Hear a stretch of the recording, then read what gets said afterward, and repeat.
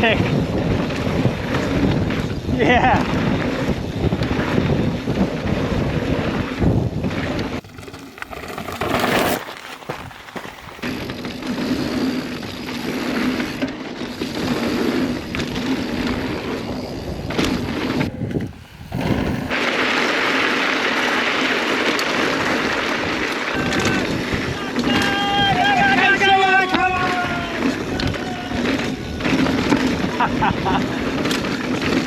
How's it everyone? Welcome to the review of the Skyrim and Skyrim ST trail bikes from Titan Racing.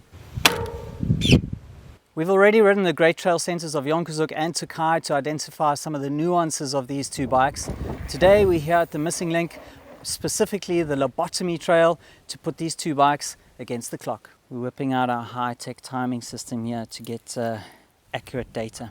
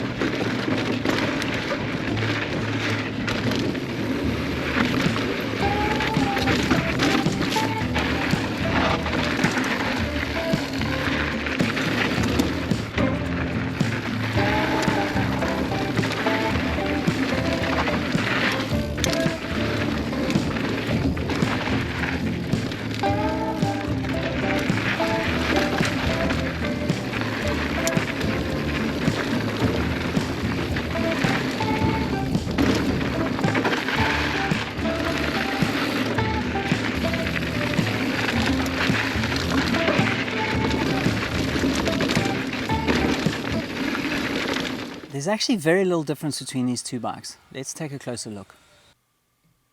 Like many brands do, Titan Racing are making use of different length shocks to deliver two bikes with just one chassis.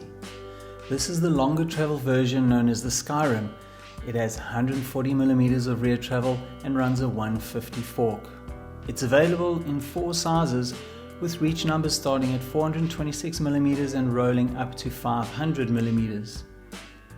Cliff Beckett of Titan Racing tells me the bike is designed for all-day trail riding, and so whilst it is contemporary in length, they didn't slacken the head angle out too much, opting rather for a bike that steers well whether climbing tech trails or railing turns. Suspension-wise, Cliff has used a 4-bar horse-link layup and given the bike a progressive leverage ratio with above average anti-squat numbers. Other features include 2.6 tire clearance, utility mounts under the top tube and the SRAM UDH hanger. Our size large test bike was decked with SRAM's robust transmission drivetrain and premium brands throughout the build kit, which brought the total weight to 14.7 kgs. And that's with these big meats from Victoria that weigh almost a kilo each.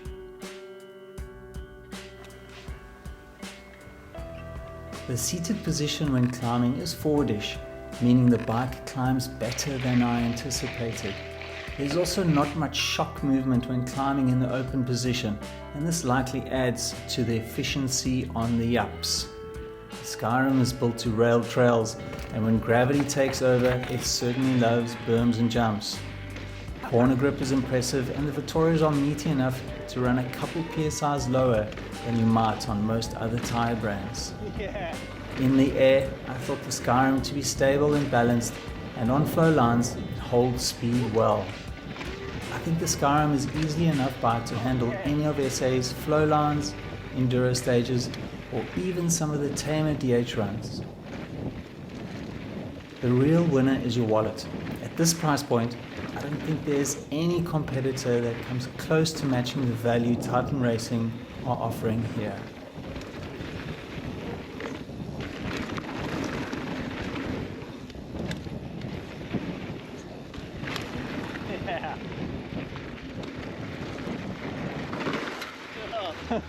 So good.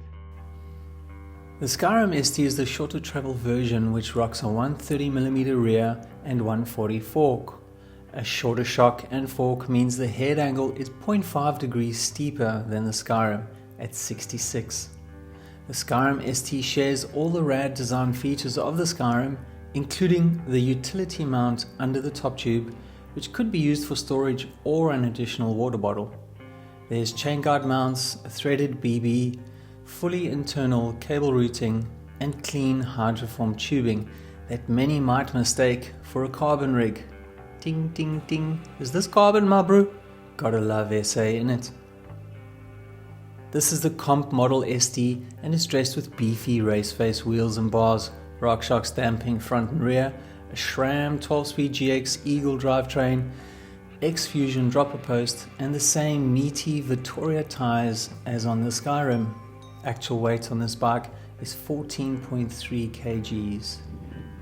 Two other things worth mentioning is both bikes carry the brand's 5-year multi-user warranty, which does wonders for resale value, and if you wanted to, increasing fork travel by 10mm is not a problem with the manufacturer. Whilst the Skyrim and Skyrim ST are so similar on paper, on the trail the handling does differ, but that difference is small. I felt the ST is just a smidge more perky when exiting corners and accelerating back up to speed. It's because of this instant acceleration out of the turns that I really enjoyed the ST, and it's perhaps why I preferred it over the Skyrim. The difference in climbing speed is so marginal you'll hardly notice it, but it does climb just a tad easier than the Skyrim. I bet the Skyrim ST could easily be dressed down with faster rolling tires and would handle some monster endurance loops quite easily. One thing worth mentioning is the sizing is contemporary, meaning you might need to drop a size if you are set on your reach numbers. This size large was okay for me, but at 1.7 meter tall, I might be better off on the medium. All I'm saying is just be aware of sizing. Better yet, ask your bike shop for a demo ride, then you'll know for sure. Lastly, just because it's shorter travel doesn't mean it can't handle getting sideways and hitting some huge gaps. Here in Takai, Dylan Lamb got his dark vest on, and the Skyrim ST handled the abuse without so much as a squeal. Considering the price point, the performance and reliability from this bike is outstanding. So I think if you're looking at a mid-travel trail bike, you actually can't go wrong with either of these two. There's, however, two very definite caveats that lean towards the Skyrim. If you are going to be doing enduro racing, you're going to want the longer travel version. It's going to be far safer. And if you are going to be riding jankier trails with rougher, rocky, square edge hits, you're definitely going to want to ride the longer travel version. It's going to plow through the square edges a lot easier, be safer, and a lot more comfortable. Don't forget, you're welcome to send in any questions you've got on these two little trail shredders. As always, thanks for watching, thanks for subscribing, and I'll see you on the trails.